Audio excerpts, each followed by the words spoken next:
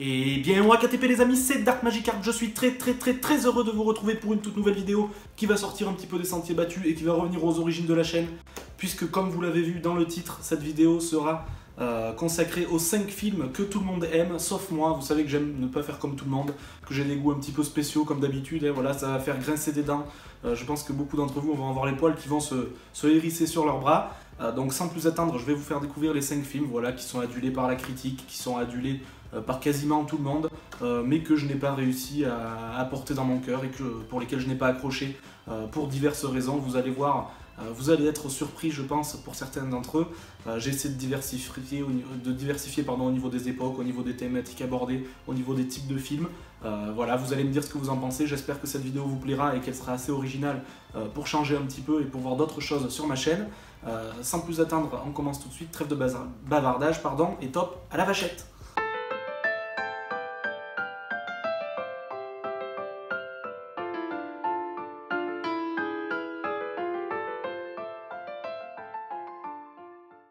Un semi-huis clos, des rebondissements à toute épreuve, voilà, un twist ending exceptionnel, voilà, une fin vraiment à couper le souffle.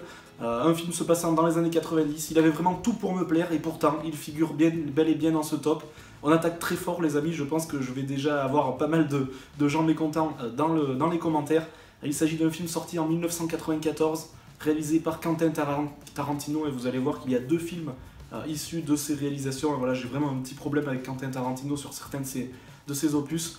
Vous avez sûrement compris qu'il s'agit de Pulp Fiction, voilà, le film avec notamment Uma Thurman, Samuel L. Jackson, John Travolta et même Bruce Willis. Voilà, un semi-huis clos qui avait tout d'intéressant mais qui pour moi traîne en longueur. C'est juste impressionnant, des phases de dialogue absolument interminables, des scènes molles qui ralentissent le rythme. Voilà, on a du mal à aller au bout. D'ailleurs moi-même je crois que je me suis repris à 3 ou 4 fois pour réussir à arriver jusqu'au bout.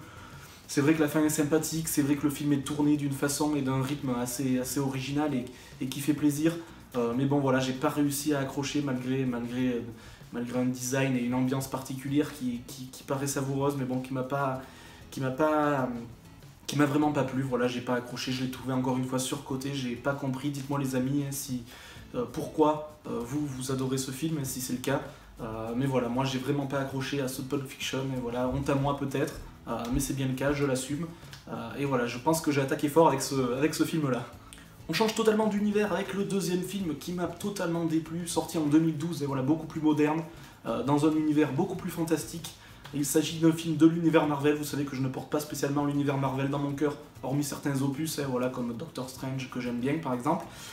Film sorti en 2012, rime certainement, vous l'avez compris, avec le premier opus des Avengers, voilà, réalisé par Josh Whedon, me semble-t-il, hein, si ma mémoire ne me fait pas défaut, avec bien sûr les éternels Robert Downey Jr., Chris Hemsworth, Jeremy Renner, Scarlett Johansson et j'en passe et des meilleurs. Encore une fois, pas du tout accroché. Voilà, moi j'aime bien les Marvel ou les DC qui ont une histoire profonde, voilà, les origines, par exemple Wonder Woman, Doctor Strange, c'est des scénarios un petit peu originaux déjà, captivants, et qui sont beaucoup plus profonds, qui fouillent un petit peu dans les entrailles, dans les origines des personnages. Là pas du tout, tout le contraire, hein, voilà, des scènes d'action à n'en plus finir, voilà, des scènes d'émotion et lentes, de dialogue trop peu présentes et la limite du cucu de temps en temps, un petit peu cucu la praline. Voilà, des scènes encore une fois, un scénario surtout super lambda, absolument vide, vous pourrez me dire tout ce que vous voulez, mais il est absolument vide pour les néophytes de chez Marvel. Voilà, que dire de ce film? Ce qui est paradoxal dans ce film, c'est qu'il y a énormément de scènes rythmées, de scènes d'action, etc. Mais je l'ai trouvé super long. Voilà, normalement on s'ennuie quand il y a trop de phases de dialogue, trop de phases molles, mais là c'est tout l'inverse. Il y a tellement de phases d'action qui tirent sur la longueur que je n'ai pas pu accrocher. Voilà, en fait j'ai pas trouvé d'intérêt à ce film. Je l'ai regardé, voilà, comme ça, de façon passive, mais rien de plus. Pour les personnes qui aiment regarder les films de façon passive, voilà, les yeux rivés sur l'écran sans rien à avoir à penser, etc. Je pense que c'est très bien, mais moi, c'est tout le contraire de ce que j'exige d'un film, et c'est pour cela qu'il figure aussi dans ce top, malheureusement. Encore un film qui avait tout pour me plaire et qui aurait dû me plaire, un film des années 70, voilà, mes années de prédilection, 70-80, de 1972 exactement, avec Marlon Brando. Je pense que vous avez compris déjà de quoi il s'agissait, avec Al Pacino, avec de nombreux acteurs exceptionnels, de Francis Ford Coppola. Il s'agit bien évidemment du premier opus du Parrain, et on pourrait même y inclure d'ailleurs la trilogie complète du Parrain. Alors encore une fois, voilà, une interrogation totale, je n'ai pas compris la hype et le fait que ce film soit autant adulé. Je l'ai encore trouvé une fois beaucoup trop long, beaucoup trop lent, beaucoup trop mou aussi, même si ça veut dire à peu près la même chose. Quelques petites scènes intéressantes, voilà, mais trop peu nombreuses pour ne pas figurer dans ce top. Si je devais en mettre un, je pense que ce serait même le premier, parce qu'il est tellement mythique que je me devais voilà, de le casser totalement dans cette vidéo, puisque ce film ne me plaît pas du tout. Dites-moi encore une fois, j'ai dû louper des choses, voilà, je sais pas. Bien sûr, il y a des gros enjeux dans ce film, il y a de la vérité, c'est vraiment assez brut de décoffrage et on y apprend beaucoup de choses. Mais voilà, il figure largement dans ce top et certainement en première place même. Désolé mon cher Tony Montana, je sais que tu adores ce film et bon nombre d'entre vous, je vais certainement me décevoir beaucoup, mais voilà, c'est comme ça. Que serait un flop de mes films sans un bon petit Walt Disney des familles? Voilà, vous savez que je suis un très grand fan de Walt Disney, mais je me devais vraiment d'en mettre un ici et il se devait d'y figurer. Alors voilà, certains d'entre vous vont trouver ça un petit peu tiré par les cheveux parce qu'il n'est pas tant aimé que ça, même si beaucoup l'adorent. Il s'agit d'un Disney surtout aimé par les petites filles actuelles, et les autres personnes un petit peu comme moi ne l'ont pas spécialement aimé. Vous aurez certainement compris qu'il s'agit de l'opus sorti en 2013 et réalisé par Chris Buck. Il s'agit bien sûr de Frozen ou La Reine des Neiges, et voilà, vous en avez eu pour votre argent, et depuis tout ce temps, on en entend parler encore aujourd'hui et on commence vraiment à en avoir marre. Voilà, le Walt Disney pour moi le plus surcoté de l'histoire de Disney, voilà, depuis les années 30. Un scénario pas vide, je dirais pas vide, mais super lambda, super déjà vu, des personnages bien sûr un petit peu attachants, mais voilà, encore une fois, une succession de clichés absolus, tout est prévisible, voilà, rien d'exceptionnel. Je n'ai pas compris, encore une fois, dites-moi dans les commentaires si vous avez compris la hype autour de ce film, certainement grâce aux musiques. Encore une fois, c'est vrai que lorsque les Disney héritent de superbes musiques, en général ils ont du succès, mais bon, quand même là, je me devais aussi de le faire figurer dans ce top, largement, et voilà.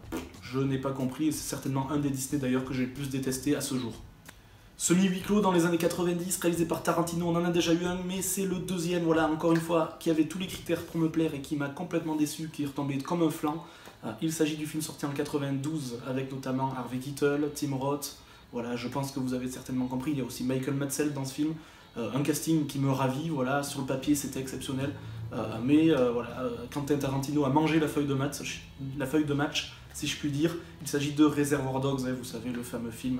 Paradoxalement, encore une fois, un film qui est super court, pour une fois, voilà, j'avais mis beaucoup de films longs dans cette liste, mais qui est super court, et qui m'a paru super long et même interminable, voilà, je crois qu'il... Je ne sais plus combien de temps il dure, mais voilà, c'est pas un film qui dure plus de 2 heures, 2h30, 3 heures, mais je me suis ennuyé de bout en bout. Encore une fois, la fin est plutôt sympathique, mais bon, voilà, je trouve trop de dialogue, trop de remplissage dans ce film. Encore une fois, ils ont un petit peu tous les mêmes critères finalement, ces films que je n'aime pas, et voilà, ils sont un petit peu redondants et à la longue. Dites-moi ce que vous en pensez, je sais encore une fois qu'il y en a beaucoup qui adorent ce film dans mes abonnés, mais voilà, je me devais de conclure ce top avec ce Reservoir Dogs.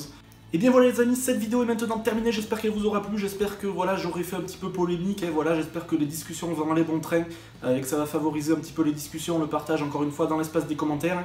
Dites-moi s'il y a certains de ces films que vous n'aimez pas non plus, voilà, quels sont les films aussi que vous n'avez pas aimé alors que tout le monde les aime, ça m'intéresse de savoir. Dites-moi aussi si la vidéo vous a plu et si la qualité du montage vous a satisfait, si vous êtes content encore une fois de me retrouver. Le petit pouce bleu ou le petit pouce rouge, encore une fois, c'est vous qui voyez, c'est vous les seuls décideurs de la chaîne. D'ici la prochaine vidéo les amis, portez-vous bien, sortez couverts, et puis salut